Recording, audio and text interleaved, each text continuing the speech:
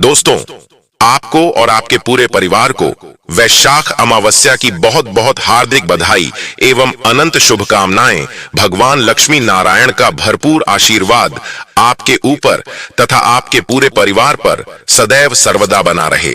आज हम आपको वैशाख माह के कृष्ण पक्ष की अमावस्या की कथा सुनाने जा रहे हैं और साथ ही हम जानेंगे वैशाख मास की अमावस्या तिथि कब है। इस बार इसको लेकर बहुत ही ज्यादा कंफ्यूजन की स्थिति बनी हुई है। आज हम आपका कंफ्यूजन बिल्कुल दूर करेंगे। जानेंगे कि अमावस्या तिथि कब है, 7 मई या 8 मई अमावस्या तिथि कब प्रारंभ हो रही है, कब समाप्त हो रही है, पूजा का शुभ मुहूर्त, पूजा विधि और इस दिन किए जाने वाले 3 विशेष कार्यों के बारे में, और आज के दिन किन बातों का ध्यान रखना चाहिए, किन नियमों का पालन करना चाहिए और कौन सी वह गलतियां हैं जो आज हमें भूल से भी नहीं करनी चाहिए। क्योंकि देखिए, अमावस्या तिथि पितरों को समर्पित होती है और इसलिए अगर हम अमावस्या तिथि पर कोई भी गलती करते हैं, कोई भी ऐसा कार्य करते हैं जो आज हमें नहीं करना चाहिए, तो इससे हमें पितरों की कृपा प्राप्त नहीं होती है। पितरों को कष्ट होता है तो हमारे जीवन में परेशानियां बढ़ती हैं, दुख बढ़ते हैं, कष्ट बढ़ते हैं और सभी प्रकार के हमारे कार्यों में बाधाएं आती हैं। चाहे संतान प्राप्ति हो या फिर धन प्राप्ति हो या विवाहित या और कोई समस्या हो, ये सभी कार्य आपके बाधित हो जाते हैं। इससे आपको पितृदोष लग जाता है या पितरों की आपको कृपा आपको प्राप्त नहीं होती है। इसलिए बहुत आवश्यक होता है अमावस्या तिथि पर कुछ विशेष बातों का ध्यान रखना। दोस्तों, और साथ ही जानेंगे कि अमावस्या के दिन वह कौन से कार्य है जो आज हमें जरूर करने चाहिए और कौन से वह कार्य हैं जो आज हमें भूल से भी नहीं करना चाहिए। दोस्तों, वैशाख माह की अमावस्या बड़ी अमावस्या मानी जाती है। वैशाख माह के कृष्ण पक्ष की अमावस्या को सतवाई अमावस्या भी कहा जाता है। दोस्तों, पूरे वर्ष में 12 अमावस्या आती है, यानी प्रत्येक माह की कृष्ण पक्ष में जो तिथि होती है उसे अमावस्या कहा जाता है। और यदि अधिक मास आता है, उस वर्ष एक अमावस्या अधिक होती है, यानी उस वर्ष 13 अमावस्या आएगी। सभी अमावस्याओं का अपना अपना अलग अलग महत्व माना गया है और धर्म ग्रंथों तथा पुराणों में लिखा हुआ है कि अमावस्या जो तिथि होती है वह पितर कार्य के लिए सर्वोत्तम तिथि मानी जाती है और इस दिन आप पितरों के निमित्त जो भी कर्म करोगे उसका पूरा पूरा पुण्य लाभ तथा पितरों को पूरी तृप्ति अवश्य ही प्राप्त होगी। और इस दिन किया हुआ समस्त कर्म से पितरों को प्रसन्नता देने वाला होता है। इसलिए पितृ कर्म के लिए अमावस्या तिथि सबसे विशेष मानी जाती है। जिस प्रकार पूरे वर्ष में पितृ अमावस्या सोमवती अमावस्या आती है, उसी प्रकार वैशाखी अमावस्या यानी वैशाख माह के कृष्ण पक्ष में आने वाली जो अमावस्या होती है उसे भी बड़ी अमावस्या माना जाता है। और इस बार वैशाख अमावस्या का जो महासंयोग बन रहा है वह 8 मई 2024 बुधवार के दिन बन रहा है। बुधवार के दिन अमावस्या का आना अपने आप में दुर्लभ संयोग बना रहा है। मान्यताओं के अनुसार वैशाख मास की त्रेता युग का आरंभ हुआ था। इस वजह से वैशाख अमावस्या का धार्मिक महत्व और भी बढ़ जाता है। इस बार अमावस्या तिथि प्रारंभ होगी 7 मई मंगलवार की सुबह 11:42 से और समाप्त होगी 8 मई बुधवार की सुबह 8:51 पर। ऐसे में उदय तिथि के अनुसार 8 मई बुधवार को ही वैशाख अमावस्या का स्नान दान किया जाएगा और व्रत भी इस दिन किया जाएगा और दक्षिण भारत में शनि जयंती भी इसी दिन मनाई जाएगी। जब भी अमावस्या तिथि 2 दिन तक पड़ती है तो ऐसे में आप पहली तिथि पर शाम के समय पीपल की पूजा कर सकते हैं। पीपल की पूजा करने के लिए सुबह सूर्योदय के बाद पीपल के पेड़ की जड़ में जल अर्पित करना चाहिए और शाम के समय सरसों के तेल का दीपक पितर देवताओं के निमित्त जलाना चाहिए। 8 मई बुधवार को सूर्योदय होगा, सुबह 5:53 पर सूर्यास्त होगा, शाम 6:53 पर ब्रह्म मुहूर्त, सुबह 4:16 से 5:04 तक रहेगा। पितरों के निमित्त तर्पण व पिंडदान आदि कार्य सुबह 11 बजे से लेकर 2:30 तक किए जा सकते हैं। राहु काल दोपहर 12 बजे से 1:30 बजे तक रहेगा। दोस्तों, इस अमावस्या को सतवाई अमावस्या भी कहा जाता है, क्योंकि इस दिन सत्तू का दान करने से मनुष्य को अभय वरदान प्राप्त होता है। सत्तू जो है शीतलता का कारक है। यदि हम सतवाई अमावस्या के दिन, वैशाख अमावस्या के दिन किसी भी मंदिर में या ब्राह्मण को सत्तू का दान करते हैं तो उसका हमें पुण्य लाभ बहुत अधिक प्राप्त होता है तथा हमारे जन्म जन्मांतर के बाद दोष पीड़ाएं नष्ट हो जाती है। वैशाख का महीना माधव मास के रूप में माना जाता है और इस मास को साक्षात कृष्ण का स्वरूप माना गया है, तो साक्षात कृष्ण के स्वरूप के महीने में अमावस्या तिथि होगी। अमावस्या के दिन सबसे पहला कर्म यदि किसी मनुष्य को करना चाहिए वह स्नान का क्रम होता है, क्योंकि अमावस्या जो तिथि होती है वह स्नान दान तथा कर्म के लिए सर्वोत्तम मानी जाती है। तो सबसे पहला कार्य आपका यह रहेगा कि 8 मई को सुबह आप जल्दी उठे। ब्रह्म मुहूर्त में यानी सुबह 4:30 से लेकर के 5:30 के बीच में आपको स्नान करना चाहिए। जब आप स्नान करते हैं तो उस समय गंगा जल से स्नान करना चाहिए।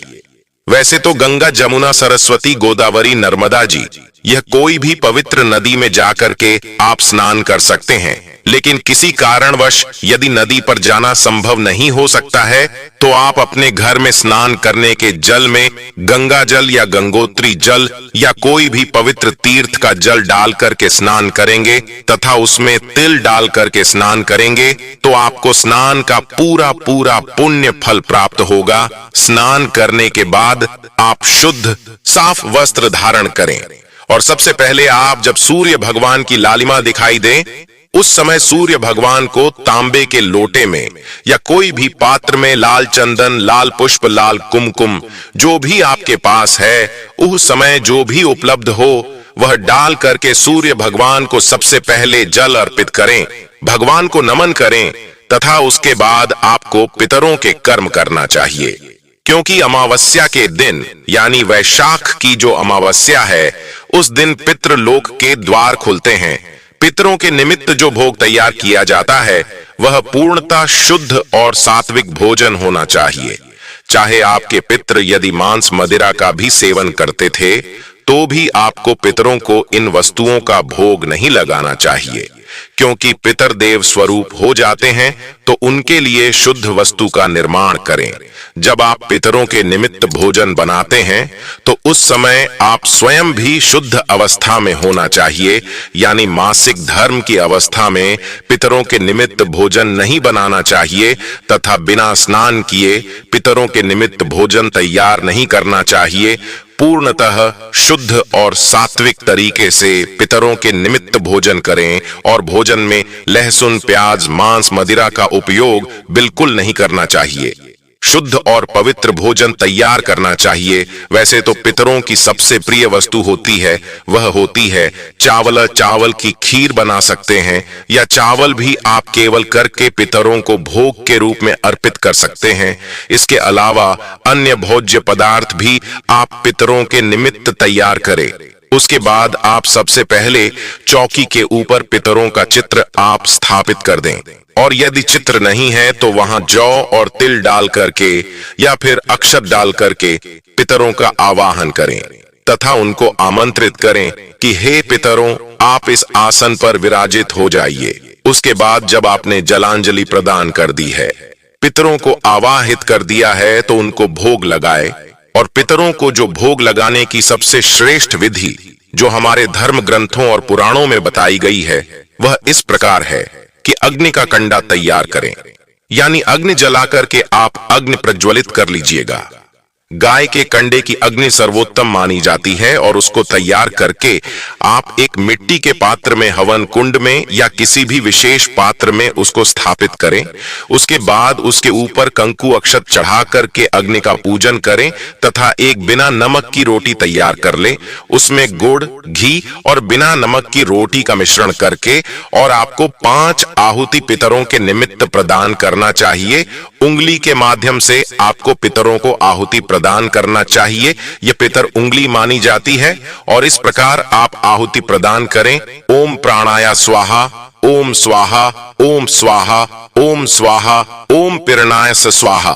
इस प्रकार आपको 5 आहुति आपको पितरों का श्रम ऋण करते हुए आपको देना चाहिए और हाथ में जल लेकर के अंगूठी के माध्यम से जल्द आपको चारों तरफ घुमा देना चाहिए तथा भोग की पूरी थाली पितरों के सामने रख करके उसके आसपास भी इसी पद्धति से आपको जल घुमाना है तथा पंचवली आपको प्रदान करना चाहिए। पंचवली का अर्थ होता है कि इस सबसे पहली जो रोटी होती है वह होती है गौ माता के लिए तथा कुत्ते के लिए और कौवे के लिए। इसके अलावा जो भिखारी होता है उनके लिए, और यदि भिखारी नहीं आता है तो आप वह भाग जलाशय में मछलियों को अर्पित कर सकते हैं। इसके अलावा चींटियों के लिए। इस प्रकार पंचवली आपको प्रदान करना चाहिए तथा सबसे पहले आपको ब्राह्मणों को भोजन करवाना है, क्योंकि ब्राह्मणों के मुख से ही पितर भोजन स्वीकार करते हैं।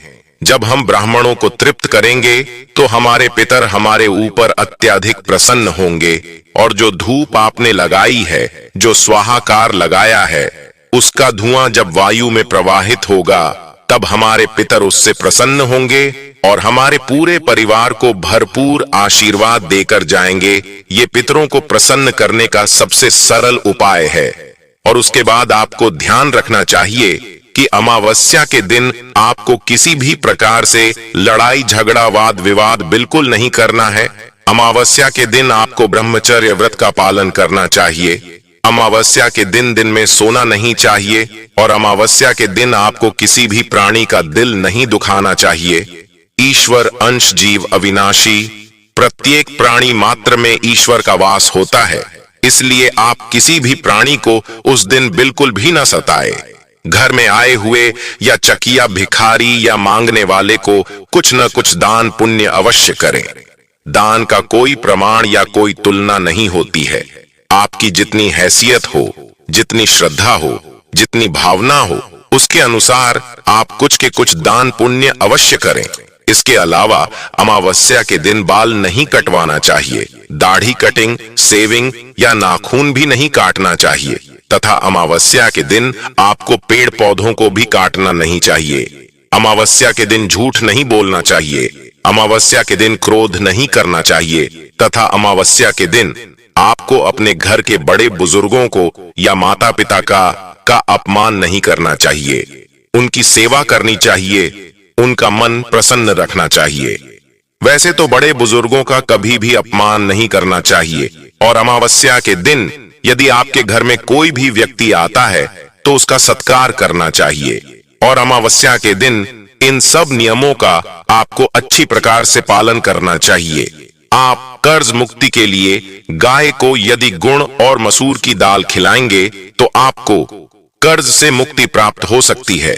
इस दिन आप शाम के समय अपने मुख्य द्वार पर तथा मंदिर में घी का या तेल का दीपक अवश्य लगाएं, और इस दिन कई प्रकार के सिद्ध साधना आदि उपाय भी किए जा सकते हैं, तथा इस दिन आप चाहे तो श्री यंत्र का विशेष पूजन अर्चन भी करें और माता महालक्ष्मी का पूजन अर्चन भी कर सकते हैं।